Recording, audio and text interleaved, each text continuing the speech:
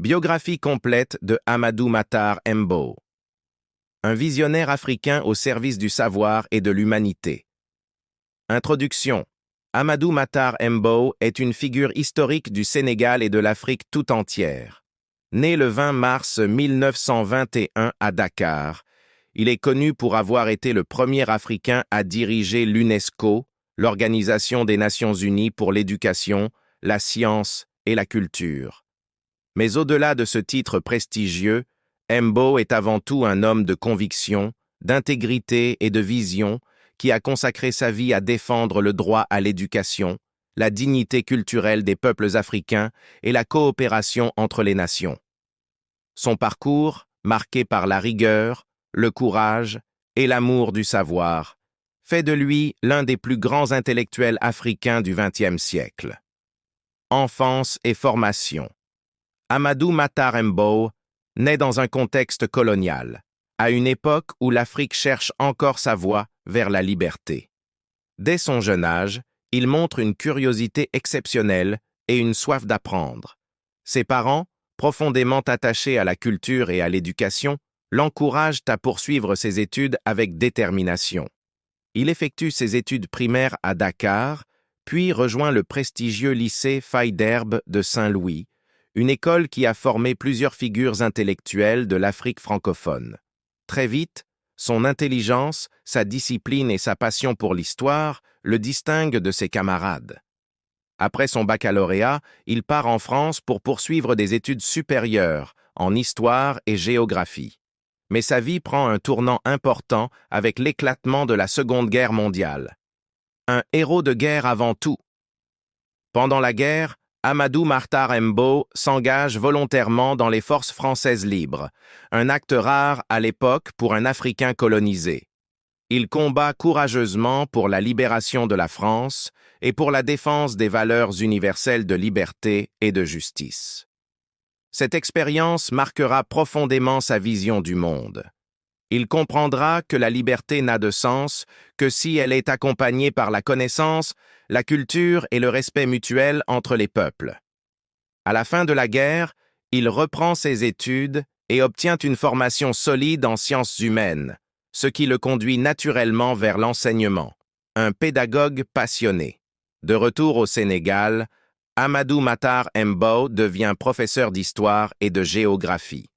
Dans les classes, il transmet à ses élèves l'amour du savoir, la fierté africaine et la conscience historique. Pour lui, enseigner, c'est libérer les esprits. Il est convaincu que la véritable indépendance de l'Afrique ne se gagnera pas seulement sur le plan politique, mais surtout à travers l'éducation et la culture. C'est cette conviction qui guidera toute sa carrière. Un parcours international à l'UNESCO.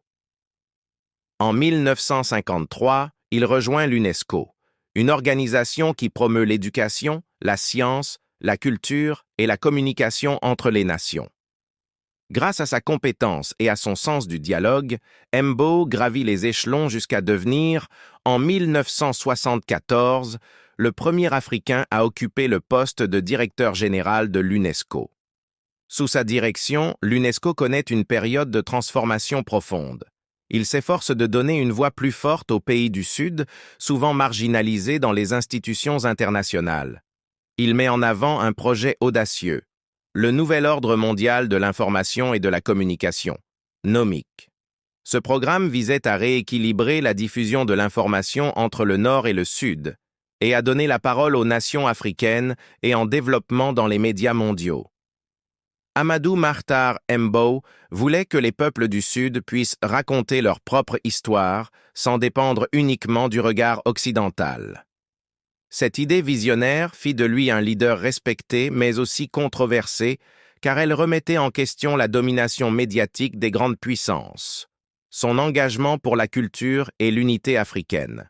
En plus de son travail à l'UNESCO, Mbow a été un grand défenseur des cultures africaines. Il a toujours insisté sur la nécessité pour les Africains de connaître et de valoriser leur propre patrimoine. Sous son impulsion, plusieurs projets culturels majeurs voient le jour, notamment la promotion des langues africaines, la préservation du patrimoine historique et le soutien à la recherche scientifique locale. Pour lui, la culture n'était pas un luxe, mais un pilier du développement. Il affirmait souvent « Aucun peuple ne peut se développer durablement s'il renie sa propre culture ». Sa vision humaniste a contribué à renforcer le rôle de l'Afrique dans le dialogue culturel mondial. Une retraite active et exemplaire. Après avoir quitté l'UNESCO en 1987, Amadou Matar Mbo ne s'est pas retiré de la vie publique. Il continue à jouer un rôle de conseiller, de penseur et de médiateur dans de nombreux projets au Sénégal. En 2008, il est nommé président du comité de pilotage des Assises nationales, une initiative de réflexe